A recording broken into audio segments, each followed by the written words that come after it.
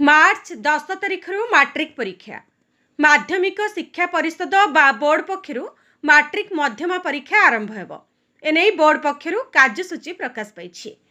सकाळ 8टारू परीक्षा आरंभ हो 10टारे सर। भोकेशनाल ट्रेड व्यतीत अन्य समस्त विषय 80 मार्क परीक्षा करा। 50 नंबर संक्षिप्त प्रश्न रहिबो जार उत्तर ओएमआर सीट रे पूरण करा।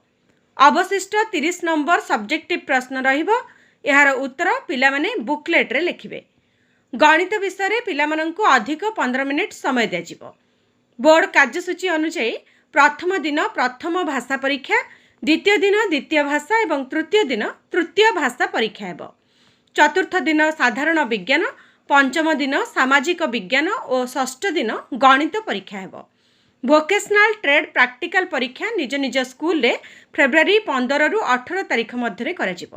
सेहिपरि मध्यमा बा संस्कृत टोल रे गणित, विज्ञान, सामाजिक विज्ञान, इंग्राजी परीक्षा रे 30 नंबर सब्जेक्टिव और 30 नंबर ऑब्जेक्टिव परीक्षा हेबो। अन्य विषय रे 30 मार्क सब्जेक्टिव और 50 मार्क ऑब्जेक्टिव परीक्षा करा जिवो बोली बोर्ड पक्षरु कार्यसूची प्रकाश पाई। चलित वर्ष 3029 केन्द्र रे मैट्रिक परीक्षा देबे 5,33,712 छात्र छात्री। से भली मध्यमारे 2,914 परीक्षार्थी लगी 108 केन्द्र एवं मुक्त विद्यालय रे 7,181 परीक्षार्थी लगी 146 केन्द्र व्यवस्था करा जायछि। कटकरू गुरुदत्त महांती रिपोर्ट।